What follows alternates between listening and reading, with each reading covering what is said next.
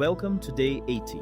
Today we are in Deuteronomy 30 and 31, and the tone shifts in a surprising way. After all the warnings we heard yesterday, Moses begins speaking with a kind of hopeful clarity. Yes, the people may wonder. Yes, they may mess things up, but God is still ready to restore them when they turn back. That alone says something powerful about God's heart. Then Moses says something that feels almost shocking. The command God gives them is not out of reach. It is not hidden in heaven or buried somewhere far away.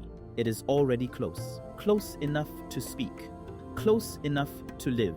In other words, the choice is right in front of them. Life or destruction. Blessing or emptiness. Choose life.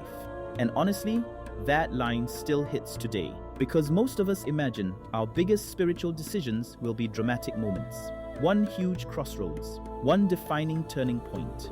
But real life usually looks quieter than that. It looks like everyday choices. How we respond when we are tired. What we do when no one is watching. Whether we listen to wisdom or slowly drift toward what feels easier. Moses is reminding them that faith is not some distant mystery. It is lived through ordinary decisions that slowly shape a life.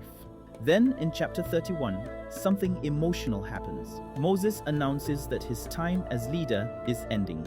Joshua will take the people forward into the land. And God gives Joshua a simple but steady instruction. Be strong and courageous. Do not be afraid. God will go with you. Which feels like the right words for any moment of transition.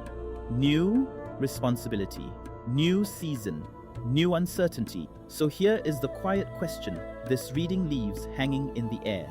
If choosing life often shows up in small daily decisions, what direction are your everyday habits actually pointing you toward? Say this after me.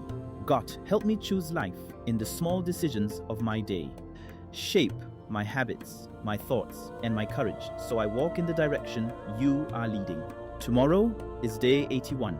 Moses sings a final song, speaks his last blessing, and we read one of the most comforting protection prayers in all of Scripture. See you tomorrow. Stay steady.